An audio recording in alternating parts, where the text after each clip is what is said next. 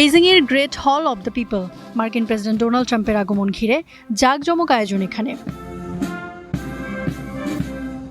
বেইজিংয়ের স্থানীয় সময় সকালে ট্রাম্পকে বহনকারী গাড়িবহর এসে পৌঁছায় গ্রেট হল অব দ্য পিপল কম্পাউন্ডে। সেখানে লাল গালিচায় মার্কিন প্রেসিডেন্টকে স্বাগত জানান চীনের প্রেসিডেন্ট শি জিনপিং।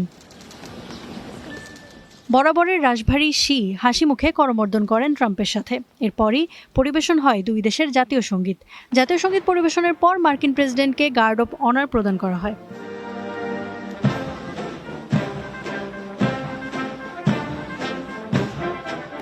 সব আনুষ্ঠানিকতা শেষে দুই নেতা ভবনের ভেতর প্রবেশ করেন। তাদের সংবর্ধনা দিতে দুই দেশের পতাকা হাতে দাঁড়িয়েছিল শিশুরা। এ সময় শির পিঠে আলতো চাপ দিতেও দেখা যায় মার্কিন প্রেসিডেন্টকে। এরপর গ্রেট হল অব দ্য পিপলে আনুষ্ঠানিক বৈঠকে বসেন দুই নেতা। বৈঠকের পর ইউনেস্কো স্বীকৃত ঐতিহাসিক মন্দির টেম্পল অফ হেভেন পরিদর্শন করবেন ট্রাম্প শি। তারপর অংশ নেবেন রাষ্ট্রীয় ভোজসভায়। বুধবার স্থানীয় সময় রাতে চীন পৌঁছান মার্কিন প্রেসিডেন্ট। 15 মে পর্যন্ত থাকবেন সেখানে। গত 9 বছরে এটিই কোনো মার্কিন প্রেসিডেন্টের প্রথম চীন সফর এবং 2017 সালের নভেম্বরের পর ট্রাম্পের দ্বিতীয়।